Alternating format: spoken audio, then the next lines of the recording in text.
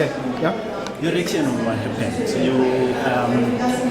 This was your plan that you would answer, you would ask questions before the president would speak. What happened is what you expected. What's your impression of what happened? You know, no more than 10 kilometers from here is a township called Langa. Yeah. It's the murder capital of South Africa. There's lots of crime. Instead of police being taken there to protect ordinary citizens from real material threats, police have been brought to parliament, doubled security, to protect a man from answering a question, protect him against the question. It's a sad day for accountability. They were dragging us out, and when we were fighting back, they were saying to us we shouldn't fight back because we must not assault police officers. Now, it's illegal, it's a violation of the Constitution. The law prohibits anyone from arresting a member of parliament for something that they said. That's important because our job is about speaking. Why were we insisting on the answer? Why were we insisting on questions? Because we're in a crisis of leadership in South Africa. We're in a crisis of a tradition of empty promises. People speak all the time.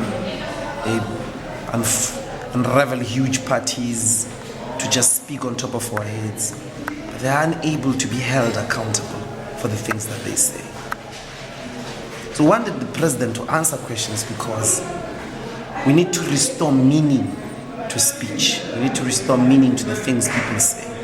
At the moment, that even an ordinary South African doesn't trust that when Jacob Zuma speaks, he'll be able to deliver. Now, how do you change that? How do you make sure that President Zuma does not take advantage of us, of our attention, does not take advantage of our audience? You do that by insisting on answers. And that's the constitutional limit of parliament. Eventually, you were kicked out of the house. Was your own mission accomplished? Look, we did all we can. South Africans have seen. It's just the start. It's just the beginning of this fifth democratic parliament doesn't even tell the year. We're here to stay. We're here to fight. If they have to do this all the time, then let it be. Jeff Radebe just said now that the president will be back in the house in March to answer questions. Is that where you're going to start all over again? Look, the work of parliament continues. Parliament doesn't get stuck, as I said. Wherever we meet President Jacob Zuma, he must explain how public resources were used in his private home. Building the cattle kraal and all those. He must explain those things before he can tell us about resources of the state used elsewhere. We're going to insist on that question. And what is the condition of some of your fellow members? Arnelo Mashavela, the member of parliament of the EFF, who said President Jacob Zuma is the greatest thief in the world, was the most beaten. She was taken by an ambulance. We're going to check on her condition. She had a jaw problem. After that, so we'll see. 7 men were on top of her. 1 or 2 of other members, but in the main, about 7 of our members sustained injuries.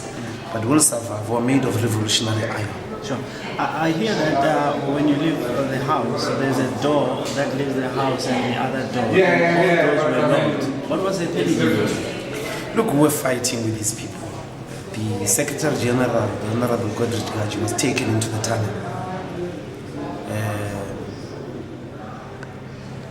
We're fighting, we're telling them that, but we're out of the house now, leave us. They wanted to kick us completely out.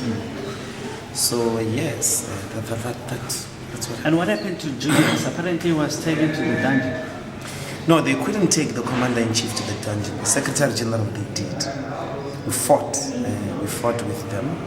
We were always with him. They did try to beat him. They tried to beat all of us. His T-shirt, as you know, was torn apart. But we fought back. We beat a lot of them. Just in ending, from here on, what's the next step that the EFF is going to take after the scenes that we saw today? Let's talk tomorrow at the press conference at 12 midday. The EFF will unravel its main points. Okay, I must go. So, Thank you. Okay, sure.